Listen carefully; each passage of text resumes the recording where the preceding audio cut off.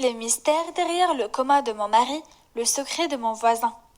Bonjour, c'est encore moi, Amar. Je suis de retour pour vous parler de la prochaine partie de mon histoire. Mais avant d'aborder les nouveaux développements, laissez-moi récapituler les événements importants qui se sont produits dans l'épisode précédent. Pendant un voyage ensemble, mon père et mon mari ont eu un accident. Malheureusement, mon père est mort sur le coup. Et Julien, mon mari, est tombé dans le coma et a dû vivre dans un état végétatif. Mais ce n'est pas tout. Au même moment, j'ai découvert que l'entreprise de boiserie de ma famille était très endettée. Comme je ne pouvais plus me permettre à maintenir l'entreprise familiale, j'ai dû vendre tous les biens et déplacer mon mari, comateux, dans une campagne éloignée. Là-bas, j'ai fait la connaissance de Faye, une étrange voisine. Elle était toujours à l'intérieur de sa maison et semblait être terrifiée par son père. Une nuit, j'ai été réveillée par les cris de Faye. Quand je me suis précipitée pour l'aider, son père m'a arrêtée.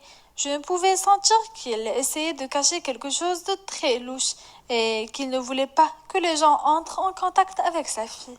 Quelques jours plus tard, quelque chose de terrible s'est produit. Faye a soudainement disparu sans laisser aucune trace. De nombreuses théories ont été avancées. La police a dit qu'elle s'était peut-être perdue, qu'elle avait été kidnappée par un inconnu ou qu'elle avait peut-être quitté la maison toute seule.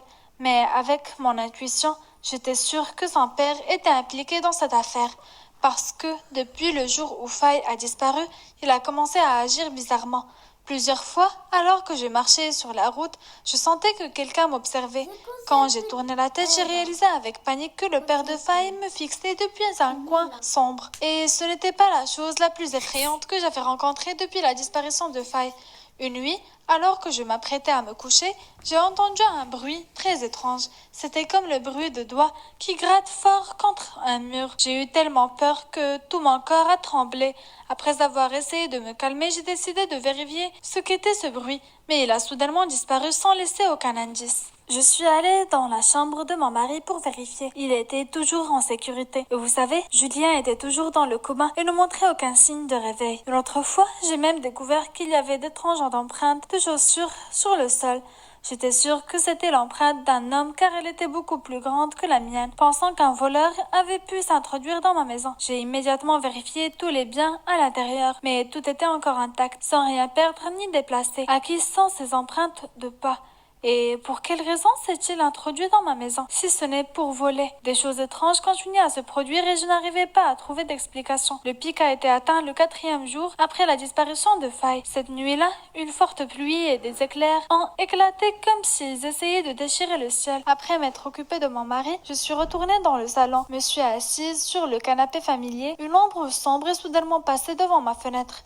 J'ai paniqué et laissé tomber le verre d'eau que je tenais à la main. Puis j'ai verrouillé à la hâte toutes les portes pour que cette personne ne puisse pas entrer dans la maison. Alors que j'étais sur le point de prendre mon téléphone pour appeler la police, les lumières de la maison se sont soudainement éteintes, plongeant toute la pièce dans l'obscurité.